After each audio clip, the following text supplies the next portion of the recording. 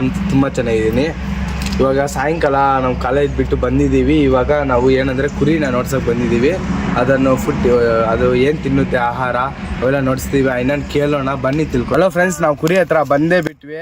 ಅದ್ರ ಊಟ ಏನು, ಅದೇನು ತಿನ್ನುತ್ತೆ ಅಂತ ನಾವು ಇನ್ನೊಂದು ಕೇಳೋಣ, ಕೇಳಿ ತಿಳ್ಕೊಳೋಣ. ಹಲೋ ಫ್ರೆಂಡ್ಸ್, ಅಣ್ಣ ಹತ್ರ ಬಂದಿದ್ದೀವಿ. ಅಣ್ಣ ಕುರಿ ಬಗ್ಗೆ ಸ್ವಲ್ಪ ಹೇಳ್ತಾರೆ. ಅಣ್ಣ, ಅದು ಊಟ ಆಹಾರ ಏನೇನು ತಿನ್ನುತ್ತೆ?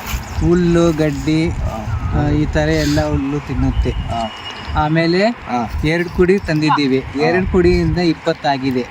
20ರಿಂದ ನಾವು ಸಾಕೋದ್ರಿಂದ ನಮಗೆ ಇದು ಸಂಸಾರನ ದುಡಿಯಬಹುದು. ಆದರೆ ಅದನ್ನು ನಾವು ಇದು ಮಾಡಿಕೊಂಡು ಚೆನ್ನಾಗಿ ಸಂಸಾರ ಮುಂದುವರಿಸ್ಬೋದು. ಅವನ್ನು ಸಂಸಾರಕ್ಕಾಗಿ ನಾವು ಕುರಿಗಳನ್ನು ಅದನ್ನು ಮಾಡಿದ್ರೆ ಒಂದು ಕುರಿಗೆ ಎಷ್ಟು ಬರುತ್ತೆ? ಮಾರಬಹುದು. ಒಂದು ಕುರಿ ಹೌದು. ಎಷ್ಟಿದಾವೆ? 25 ಐತೆ. 25 ಐತಾ? ಹೌದು. 2. ಇಷ್ಟು ಮಾಹಿತಿ ತಿಳಿಸ್ಕೊಟ್ಟಿದ ನಂತರ ನಮಸ್ಕಾರ.